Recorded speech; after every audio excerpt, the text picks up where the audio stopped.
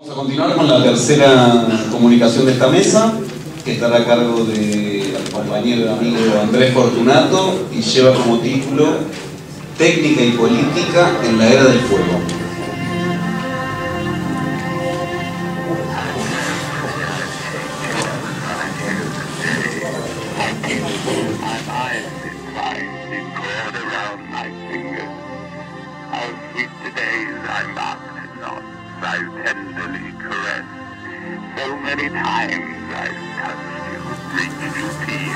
Bueno,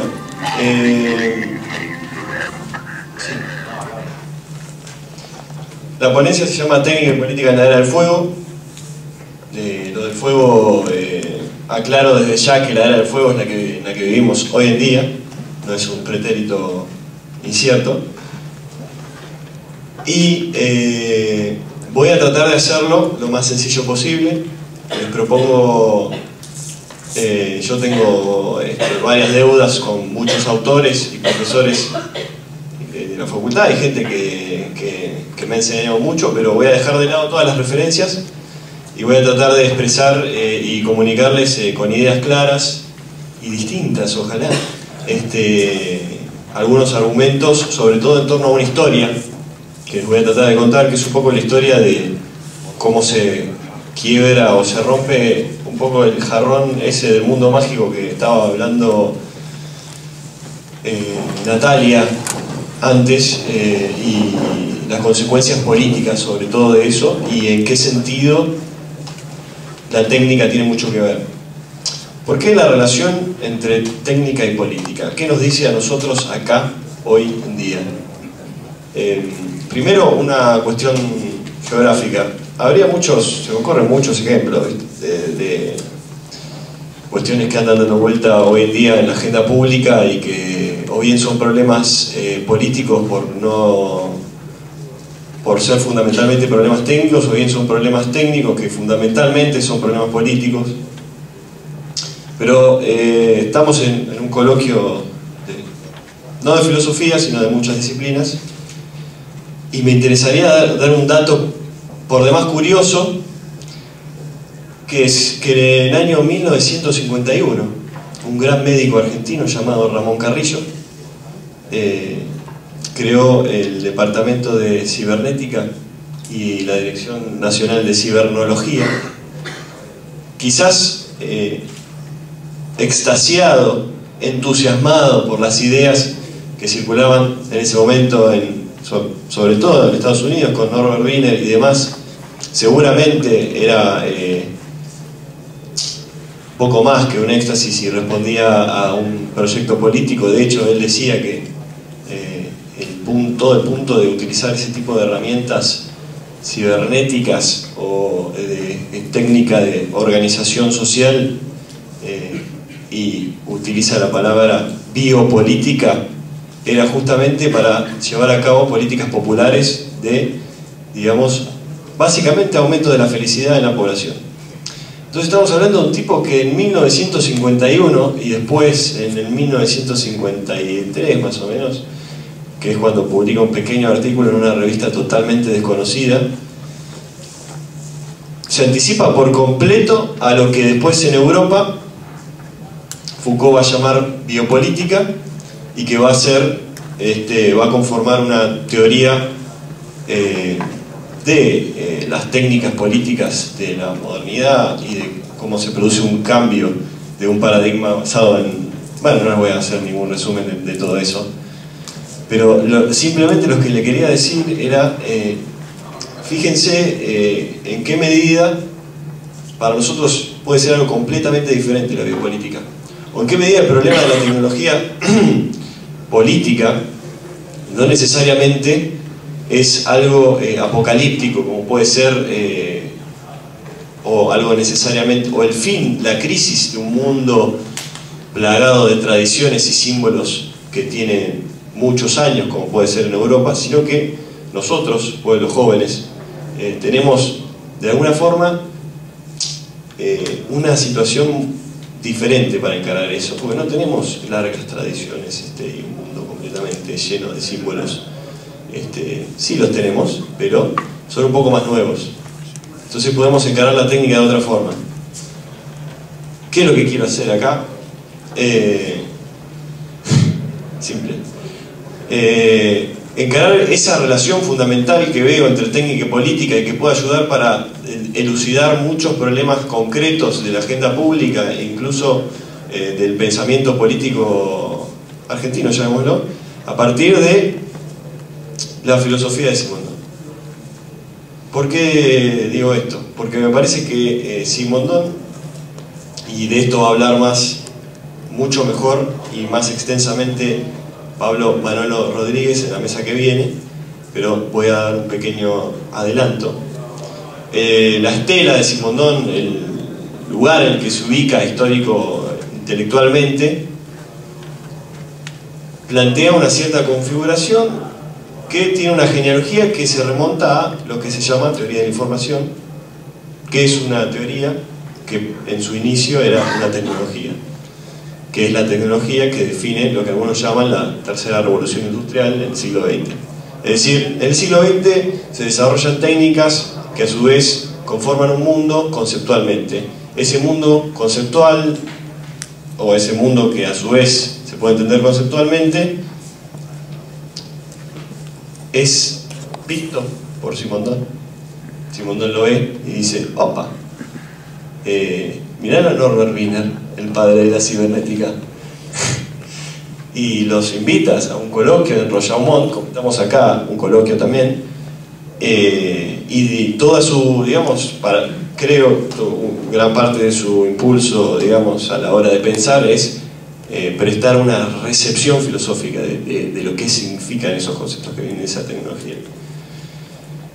Entonces, si esas reflexiones filosóficas de alguna forma, o esos conceptos que forman parte de esa configuración histórica, se pueden trazar genealógicamente hasta la técnica que configura a su vez el mundo en el cual está la política, que a su vez también es actual, entonces lo que tenemos es un claro círculo que nos permitiría comprender por completo la relación entre política y técnica a partir del siglo XX. ¿Cómo vamos a hacer? Tenemos un embudo, un clásico embudo, un embudo teórico. Vamos a agarrar la forma, vamos a hacer un análisis formal de la relación entre técnica y política, o cómo se nos presenta de forma inmediata, tanto para el sentido común como para la historia de ese sentido común y lo que podemos pensar críticamente respecto a ese sentido común. Vamos a intentar hacer una genealogía de justamente esa configuración histórico-técnica y política y de cuáles son las condiciones epocales de esa relación que estamos hablando, y vamos a tratar de, si nos da el tiempo y toda la cosa, vamos a tratar de presentar alguna posible, digamos, reflexión política en torno a la obra de Simondon, o extraída más bien de la obra de Simondon, porque no existe, no dice ni una palabra de política del señor La técnica para la ciencia, pero también y sobre todo para la política, bueno, ¿qué es? Es un conjunto de instrumentos, ¿no? Acá el compañero Tiago ya habló de eso. Digamos, se suele pensar que la técnica no es más que aquellos instrumentos que nos permiten hacer cosas que son útiles, funcionales, y que están entre nosotros y el mundo de una forma, digamos, de forma tal que nos permite aplicar nuestros conocimientos previos o nuestros proyectos políticos previos. Entonces, esta concepción, digamos, que llamamos instrumental o instrumentalista, que yo ubicaría en cierto sentido común, no yo, sino muchos autores. Bueno, Tiago, vos decís. Sí. Primero ciencia aplicada, después es política aplicada. Piensen, si no, en cómo se utiliza la técnica, las tecnologías informáticas, lo que sea, en proyectos políticos, y después cómo se utiliza la técnica en ciencia, en un laboratorio, por ejemplo. La técnica en sí misma no expresa nada. ¿Por qué? Porque tiene neutralidad valorativa. Es decir, no hay una normatividad intrínseca a la técnica. No podemos pensar que la técnica tenga fines, o que podamos extraer fines de la técnica misma, sino que son medios que nos sirven para seguir nuestros fines. ¿Por qué? Porque está definida por su utilidad, por su racionalidad útil, y nada más, nada menos que eso. Pero toda esta concepción instrumental es un poco sospechosa. Si no, no habría filosofía de la técnica, si no, no valdría la pena reflexionar filosóficamente en torno a la técnica. Que es un poco, digamos, también en este impulso de relanzar o invitar a pensar sobre Simondon, me parece que cabría invitar también a pensar sobre la técnica, que quizás es un área de pensamiento que no está muy, digamos, legitimada o que no suele convocar tanto, porque justamente a veces no se tiene en cuenta lo sospechoso que es esta concepción instrumentalista. Y a mí se me ocurre que esa sospecha aparece en el mismo sentido común muchas veces en la literatura. Desde Frankenstein hasta Matrix, creo yo, y acá me hago el filósofo y hablo en términos generales, la impunidad del concepto, en todas esas obras literarias hay una sospecha de que la técnica y el conjunto de los instrumentos no son solo algo que está ahí, es independiente de nosotros y nos sirve, sino que también cuando cae el sol parece que se levanta y hace cosas. Frankenstein, el golem, Matrix, distopía, ¿no? La clásica distopía de la ciencia ficción en la cual el autómata se vuelve contra el amo. No es más que lo único que quiero decir respecto a esto es que me parece que ahí esta concepción del sentido común se vuelve en contra de sí misma. No hay es decir, hay una sospecha que va en la ciencia ficción hacia la neutralidad de los objetos técnicos. Parece que no son solo eso que pensamos que son. No estoy diciendo que estén vivos, que es lo que sí dice la ciencia ficción, pero al decir que están vivos parece decir simplemente que son un poco más de lo que creemos que son. Simondon dice que para pensar la técnica hoy en día, sobre todo a partir de la teoría de la información,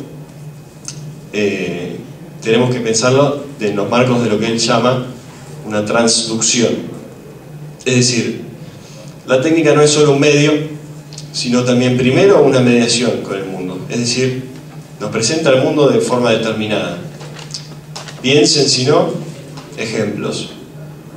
Técnica no es solo bueno, tengo un ejemplo acá que es espectacular. Mirá. Técnica no es solo este objeto técnico, sino también lo que hago con él, ¿no? Entra dentro de sus posibilidades, entra dentro de la definición del objeto técnico anteojo, cómo yo me relaciono visualmente con el mundo. Macro, industria. No es el conjunto de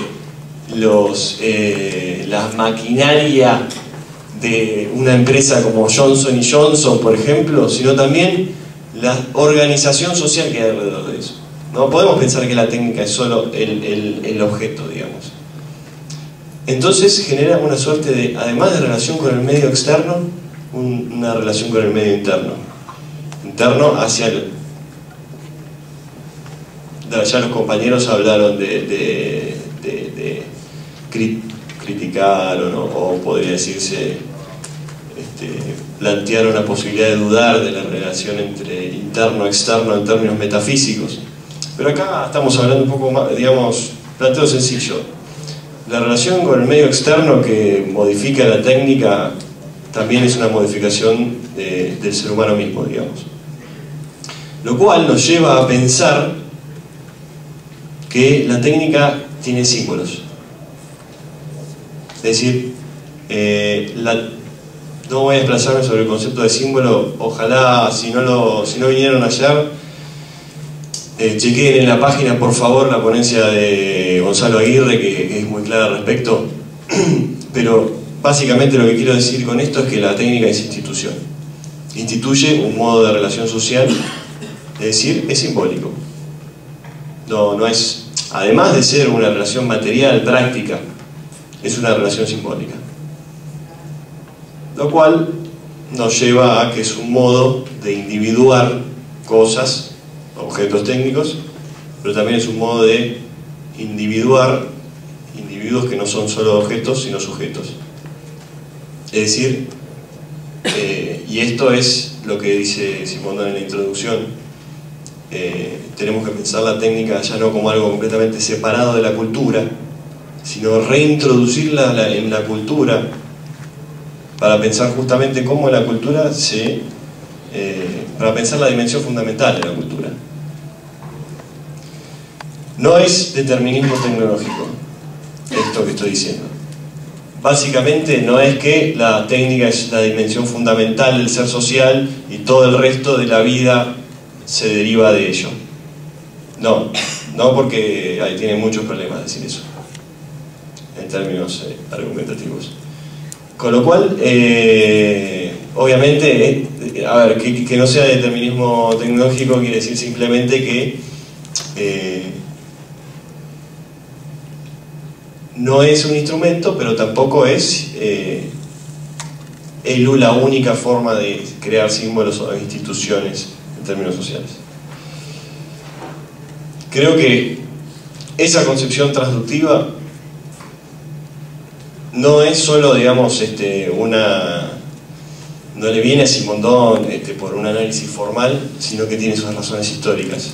Y justamente esto viene a colación de lo que decía antes respecto a cómo íbamos a hacer. Las razones históricas son cómo cambia la relación entre política y técnica en el siglo XX. Para hacer una genealogía, esto no es una historia en términos estrictos, porque si no, fíjense que en los 3 cuadritos hay un pequeño salto, ¿no? Del quiebre de la unidad primitiva a lo que se llama secularización en un par de años. No voy a hacer una historia, simplemente una genealogía. ¿Qué quiere decir esto? Trazar las condiciones de posibilidad de ciertos pensamientos en una época y en ese trazo, en esa configuración, también poner en un lugar fundamental, pensar concretamente cuáles son las relaciones materiales técnicas de esa época. Un autor que tampoco leemos mucho, que se llama Alfred Espinasse, que es como uno de los primeros filósofos de la técnica, decía que la filosofía de la técnica es una suerte de praxeología, es decir, de las relaciones prácticas entre seres humanos. Quiebre de la unidad primitiva, cómo se rompe el jarrón mágico del que hablaba Nat. Cuando Simondon dice que surge, digamos, de alguna forma la tecnología en el mundo humano, y esto no necesariamente es empírico, digamos, bueno, analicemos cuándo fue que surgió la segunda fuente de la tecnología en el mundo humano. No, lo que está diciendo es, lógicamente, la tecnología surge a la par de la técnica, de la religión. Hay una relación lógica. Igualmente, sumando a la lista de Simondon precursor, curiosamente encontré un arqueólogo que se llama no voy a pronunciar bien, Jacques Coban, que en 1994, en un libro llamado El nacimiento de los dioses y los orígenes de la agricultura, el tipo dice que el surgimiento, o lo que él llama la revolución del simbolismo, es decir, el surgimiento de las religiones, es paralelo lógicamente y empíricamente a cierto desarrollo tecnológico, particularmente en la agricultura, ¿no? Lo cual, si te pones a pensar, claro, es obvio, no, pero lo tenía que decir el tipo antes. Porque claro, las sociedades sedentarias, es decir, hay un tipo de religión para una sociedad nómade y un tipo de religión para una sociedad nómade que nosotros no conocemos ni siquiera de cerca, y para una sociedad sedentaria como definida el neolítico.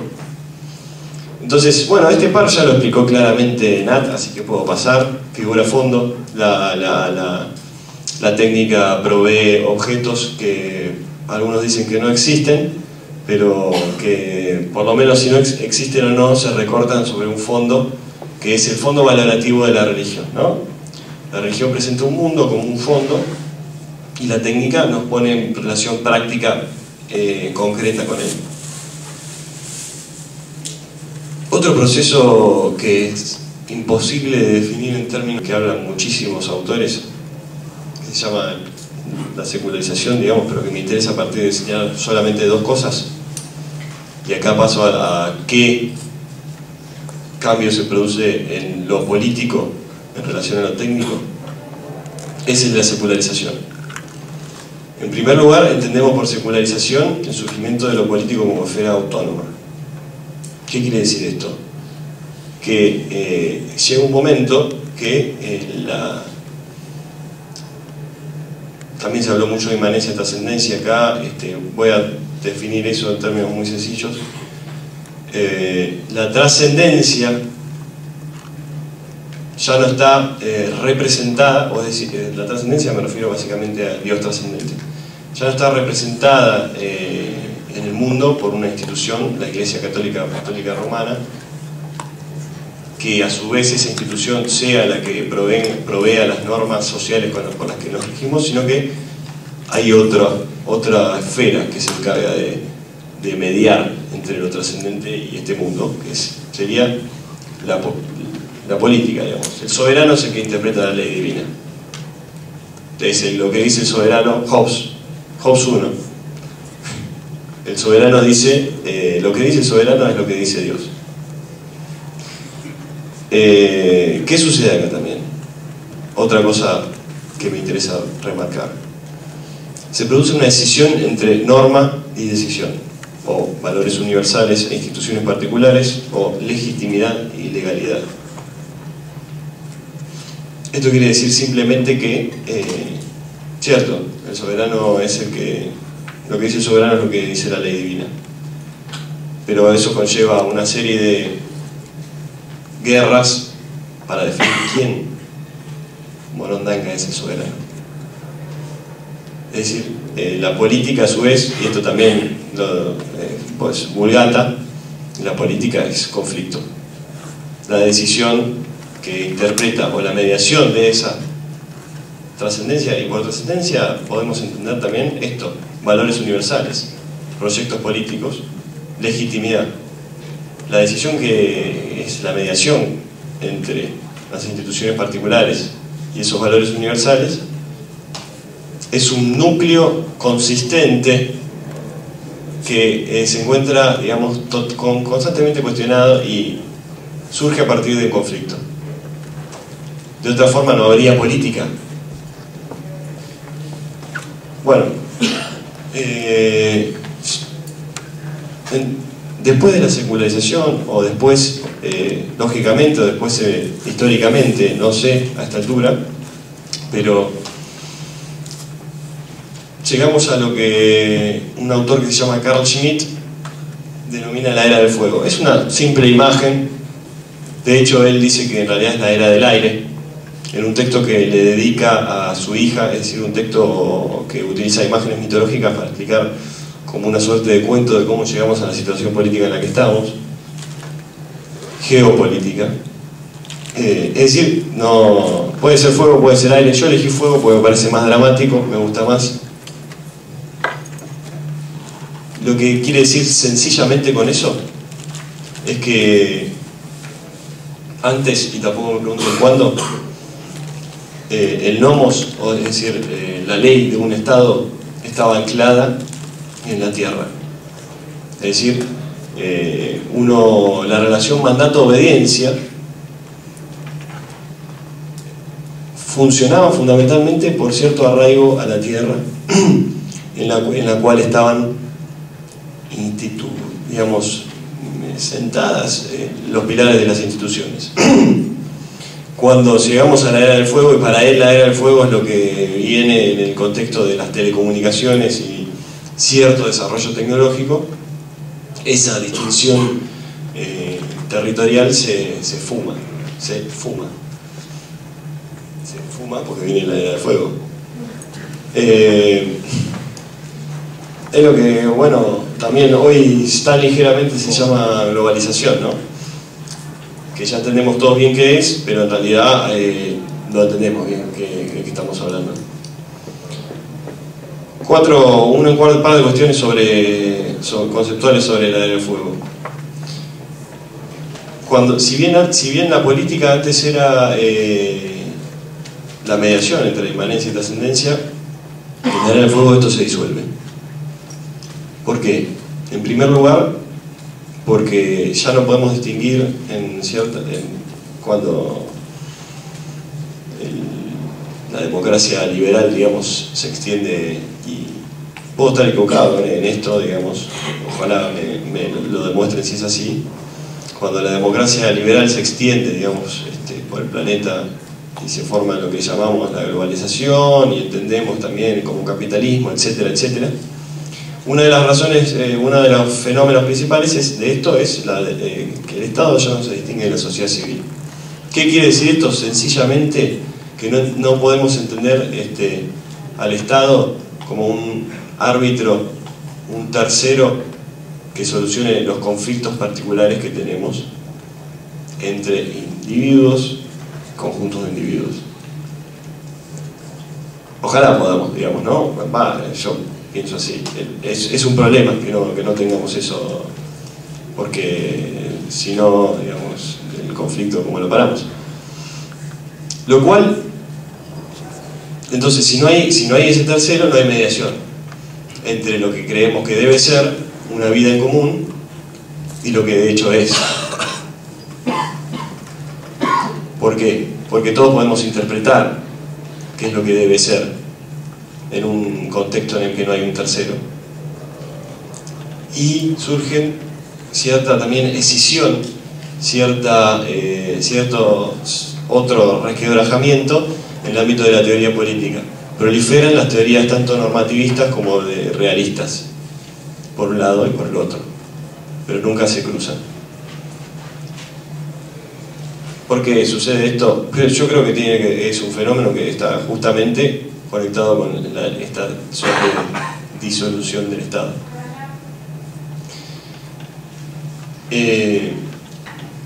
Bueno, sencillamente esta era del fuego es lo que otros llaman la crisis del Estado, ¿no? La crisis del Estado y ciertas consecuencias, digamos, metafísicas, si se quiere, en términos de la relación con el deber ser y con el mundo que nos acontece en esta época. Frente a esta crisis, a mí me interesa remarcar dos posiciones que también han proliferado bastante. La del propio autor, que la define, Schmitt, que básicamente podríamos decir que es un conservador, podríamos decir, pero lo cual no es una acusación, no porque sea un conservador está mal lo que dice, hay que leerlo y entenderlo, pero que decimos que es un conservador fundamentalmente porque cree que frente a esta crisis del concepto de Estado, lo único que queda es resistir frente a la catástrofe del caos absoluto que se viene porque no hay un tercero que distinga el conflicto. Es decir, el Estado es un concepto completamente derivado de la teología y en un mundo en el cual rige la técnica estamos fritos, muchachos. Eso es lo que dice Carl Schmitt. De hecho, utiliza metáforas de anticristo, el espíritu fáustico de la técnica para referirse a la técnica, ¿no? Otra postura que me interesa, digamos, remarcar, que es la completamente opuesta a Schmitt, es la de cierto izquierdismo, digamos, para utilizar una expresión de Lenin. Izquierdismo, ¿qué es? Entender que se terminó el Estado, pero no la política, porque la política es otra cosa. El izquierdismo es entender que se puede comprender lo nuevo, y volviendo a ciertas discusiones que tuvimos ayer, sin hacer ni una referencia a lo viejo. Es decir, nuevas subjetividades, nuevos movimientos completamente radicales que no tienen ningún tipo de precedencia. Es decir, el Estado ha muerto, ¿no? Respecto a esto, volviendo a la cuestión geográfica de la filosofía, hay ciertos debates muy interesantes que se repiten en la historia de nuestra recepción del pensamiento político europeo, que son, por ejemplo, una venida de Enrico Ferri, un socialista italiano, a principios del siglo XX, para hablar en un congreso del Partido Socialista, en la cual el tipo dice que, y volviendo también a la cuestión de cómo se relaciona la política con la técnica, no, acá no, ustedes, la revolución no va a suceder. ¿Pero por qué, Enrico Ferri? No están industrializados, dijo. ¿Cómo? No están industrializados, son sociedades agrarias. Fíjense cómo, está ridiculizando un poco, y ridiculizándose Enrico Ferri, la posición del marxismo ortodoxo, ¿no? Pero fíjense cómo se repite esto, por ejemplo, y esto me lo contaron, no sé si debería decirlo en un coloquio que se está grabando, pero porque no lo puedo verificar, pero mirá, otro bichito vivo. Antonio Negri, cuando vino acá hace poco a la Argentina, quizás, esto me lo contaron, no sé, de alguna forma también tuvo una posición similar a Enrico Ferri. Es decir, acá todavía siguen pensando en términos de populismo, o en términos de estados o política basada en líderes carismáticos. No están preparados para el autonomismo, para la democracia directa. No, me estás cargando.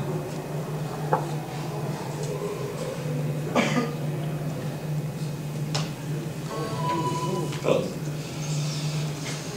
Esto para caracterizar estas posiciones frente a lo que llamamos la crisis del Estado. ¿Qué tiene que ver esto con la tecnología?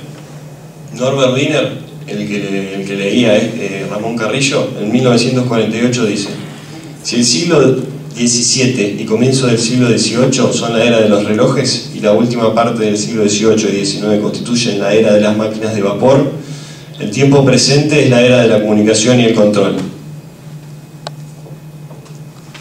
¿Qué quiere decir eso? Es una caracterización quizás un poco arbitraria de las eras, ¿no? Bueno, las eras a partir de los objetos técnicos que producen. Y fíjense cómo Norbert Wiener, un tipo que, detalle paréntesis biográfico, el tipo a los 19 años tenía un doctorado en una de esas universidades chetas de Estados Unidos. Era un genio precoz, ¿no? Y escribió muchos libros más en lenguaje de ciencias sociales y humanidades, si bien era un matemático duro. Para Norbert Wiener, el acontecimiento más importante del siglo XX es la aparición de las tecnologías de telecomunicación. Casualmente para Carl Schmitt, un teórico más importante de la soberanía, también.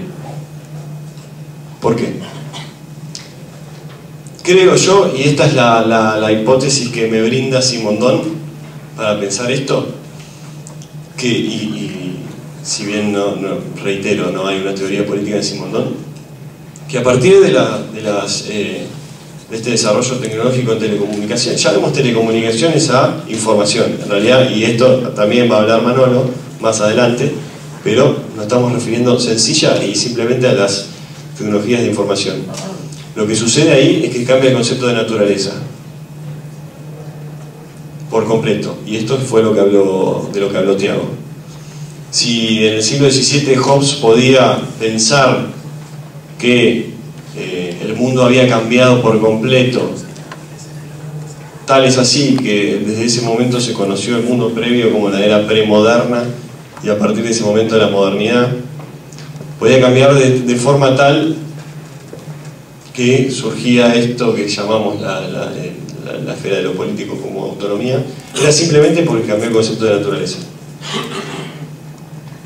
¿Y qué dice Hobbes? Hobbes dice, y con esto sienta las bases para la interpretación canónica de lo que se llama el naturalismo político de Aristóteles, dice, Aristóteles decía que el hombre es un político por naturaleza, es un ser político por naturaleza. Pero en realidad el hombre no es un ser político por naturaleza, dice Hobbes.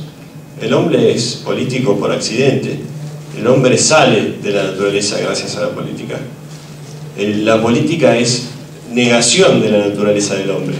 Es el sujeto libre, voluntario, que dice no, la determinación natural no nos sirve para fundar un Estado o una organización en común.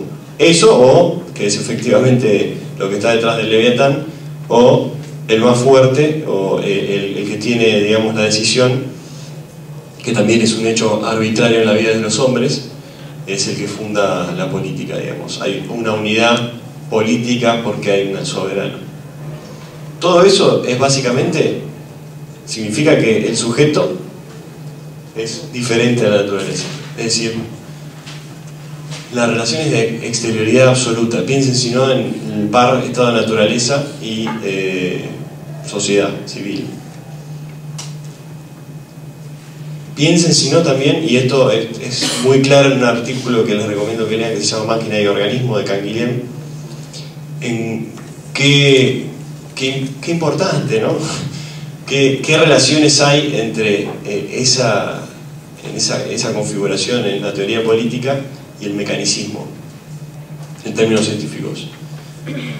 Y en términos técnicos, ¿cómo se configura técnicamente ese mecanismo industrialmente? ¿Qué cambios económicos también conlleva?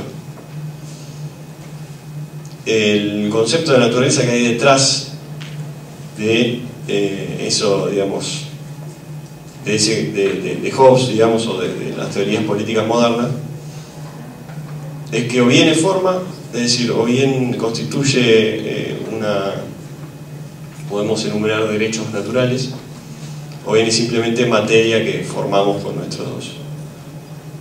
nuestro acto instituyente, político y subjetivo. A partir de Simondon y de la lectura filosófica que hace de la tecnología de la información, podemos pensar que la naturaleza no es eso. Y también, esto se me ocurre, les pregunto, podemos pensar que la teoría política, paralelamente a la técnica, tampoco es algo que se separa por completo de la naturaleza. Pueden llegar a decir, y espero, pero flaco, no se habla de naturalismo político desde Aristóteles, como decía Hobbes. Incluso el naturalismo político aristotélico es discutible, no es tan así. Pero tiene sentido hablar de naturalismo político en un contexto en el cual la naturaleza es información, básicamente. Y esto lo puso muy bien el doctor Proteus. ¿Qué quiere decir que sea información? Y acá hay un problema, que era lo que yo le iba a preguntar a Tiago, porque esperaba evadir la respuesta yo mismo, que es que sea información la naturaleza, es decir, que esté constituida, digamos, por procesos de transmisión de información más que por el código, o más bien que esos procesos de transmisión de información definen a la naturaleza mucho más que el código, la ley que esos procesos mismos transmiten, porque si no, no existiría ese código. Eso quiere decir que, y esto también para Simondon, la naturaleza es el apeirón, el famoso apeirón de los presocráticos. ¿Qué quiere decir apeirón? Es una palabra griega que quiere decir indeterminación. Quiere decir lo ilimitado que crece, una fuerza que crece, como era generatriz, como decía el compañero, una fuerza generatriz. Básicamente es lo indeterminado o preindividual, de lo cual saca fuerza, o que no precede temporalmente, sino que le brinda el piso, digamos, indeterminado al individuo. Estamos casi en 40 minutos. Uy, tenía que hablar con 30. No, bueno, básicamente, términos es breve. Perdón, me parece que esta oposición entre el realismo político y normativismo, que son frutos de una decisión, creo yo, de ciertos movimientos histórico-intelectuales en el siglo histórico, y con intelectual no me refiero a lo que piensan los autores, sino a los conceptos que de alguna forma son condición de posibilidad para pensar las constituciones, las instituciones, es decir, son conceptos que van más allá de la mente de un autor. De hecho, los autores, digamos, pero bueno, eso es otra discusión. Esa decisión se podría, digamos, entender a partir de esto que llamamos naturalismo político. Y a partir de la historia natural de esos, digamos, grandes animales que podríamos entender como los estados, la transformación del concepto de estado,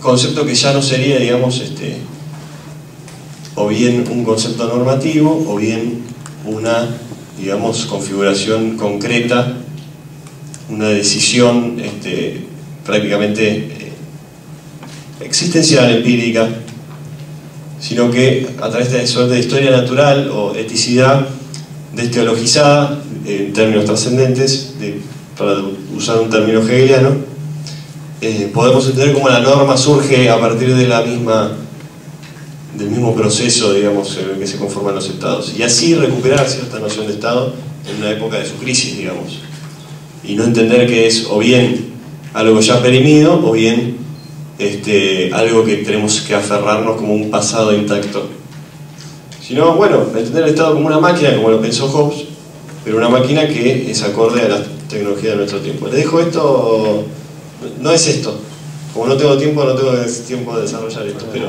esto que estoy diciendo no es esto.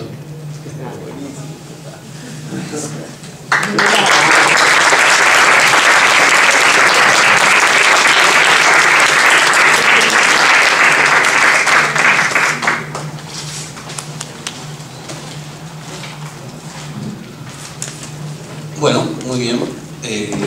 Abrimos el juego a la ronda de preguntas, comentarios. Pregunta, Fortu. ¿Aún arriesgo? No, tranquilo.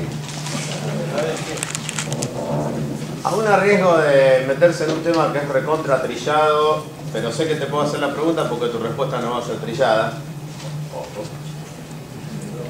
¿Y tiene sentido hablar de crisis del Estado? Ahora, es muy lindo Hobbes, muy lindo Schmitt. ¿Vos decís ahora en Argentina? Ahora en Argentina o en el mundo, cualquier lado. Zimbabue. Con crisis del Estado me refiero solamente a que a que el Estado ya no puede ser el árbitro del conflicto, digamos. A que el Estado a veces tiene más poder un grupo económico que el Estado.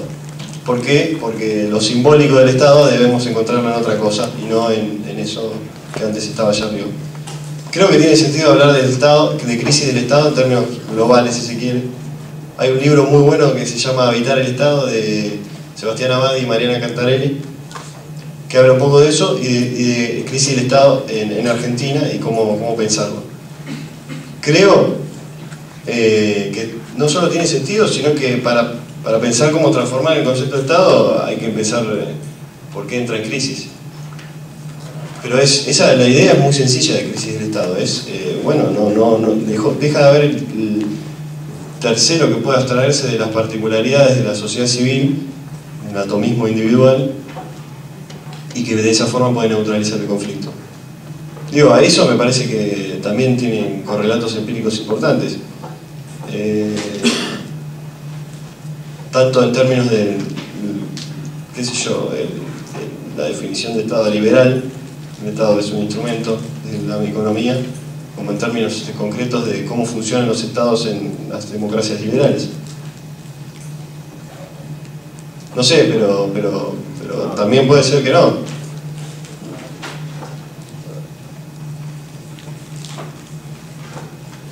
Yo por mi parte quiero comentar una pregunta. Me parece, en primer lugar, en principio me parece decisivo el problema que plantea Andrés, esto de la relación entre técnica y política.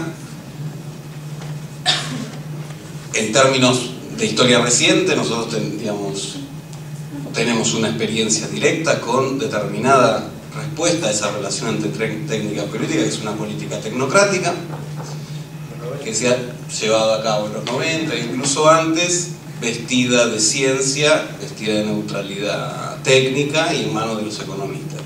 Otro tipo de respuestas que encontramos son posiciones políticas antitécnicas, y me parece que la búsqueda, Andrés, la propuesta, y esta es la pregunta, es si es hacia un pensamiento de la tecnicidad que no sea ni tecnocrático ni tecnofóbico. Sí, totalmente. No, lo pusiste muy bien, lo expresaste muy bien.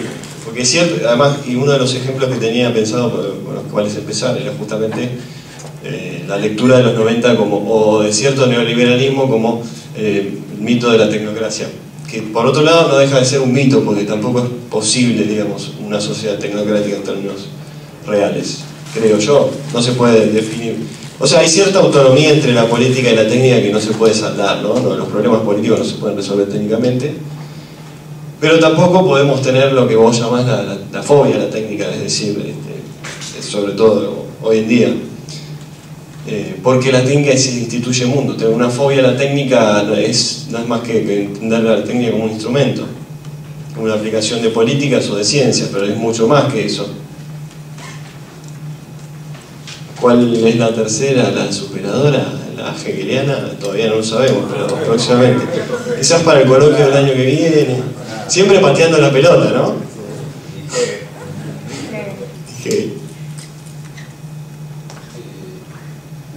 ¿Alguna otra pregunta, intervención? ¿Dónde está el frisbee? ¿Tenemos un frisbee?